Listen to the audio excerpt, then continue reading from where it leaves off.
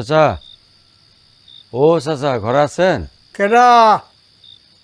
আমি তোফাজ্জল চেয়ারম্যান, একটু বাইরে আইবেন?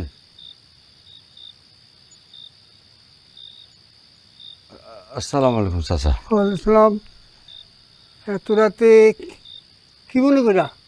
চাচা একটু আপনার সাথে একটু জরুরি কথা কইতে আসছিলাম।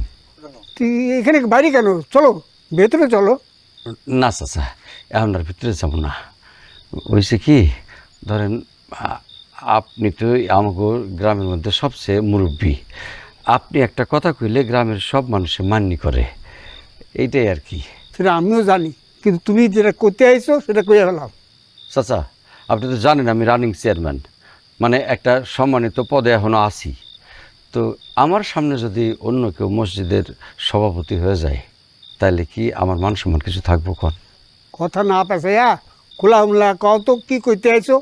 চাচা, বলছিলাম কি, আপনি যদি আমার লাগে একটু সুপারিশ করেন, তাহলে কিন্তু গ্রামের সবাই আমার মসজিদ কমিটির সভাপতি বলে মাইনে নিব। আর আমি যদি সভাপতি হই, তাহলে কিন্তু আপনাকেই লাভ। কীরকম লাভ? না মানে ধরেন, ওই যে ত্রাণের যে চাল গম আমার কাছে আসবে, তার একটা অংশ আমি মসজিদে দিয়ে দেবো।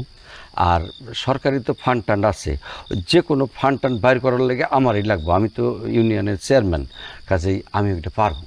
তো চেয়ারম্যান সাহেব, আজকে তারাবি নামাজে গেছিলা? কি করলেন চাচা? বুঝি নাই।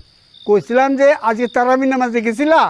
ও, আসলে চাচা আজকে শরীরটা খুবই খারাপ, তো মসজিদে যাইতে পারি নাই। এখন বাড়িতে গিয়া সব নামাজ পড়ে নেব। আচ্ছা বাদ দাও, ওয়াক্তের নামাজ কয়টা পড়ছো? ওয়াক্তের নামাজের হিসাব তোমার বাদ দিলাম। মাঝে মধ্যে তো জুম্মার নামাজই তোমার দেখা যায় না। আচ্ছা কত, প্রত্যেক জুম্মায় তুমি মসজিদে আসো? চাচা, আপনারা কি চান না যে মসজিদের উপকার হোক? মসজিদের উপকারে দায়িত্ব আমার না রে বাজান। আল্লাহর ঘর, আল্লাহ দায়িত্ব নেবেন, আমরা তো খাদেম মাত্র। না মানে চাচা, আমার কথাটা আরেকবার ভাইবে দেখেন। ইদানিং শুনলাম তুমি নাকি তেরানের গম চুরি করো।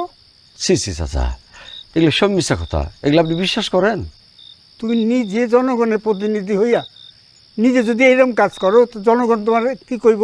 আবার শুনলাম গঞ্জের সিন্ডিকেটের সাথে তাল মিলাইয়া তুমি নাকি জিনিসপত্রের দাম বাড়ায় দিতেছ। চাচা, এইটা কিন্তু কোনো কমপ্লেন না। কারণ কি, সারা বছরের মধ্যে এই একটা মাসই ব্যবসার লেগে আল্লাহ দেয়। এখন এই এক মাস যদি ব্যবসা না করতে পারতে, সারা বছরটা খামুখি কন্ত। রিজিকের মালিক আল্লাহ, রিজিক আসমানে নির্ধারিত হয়, জমিনে না রে বাজান।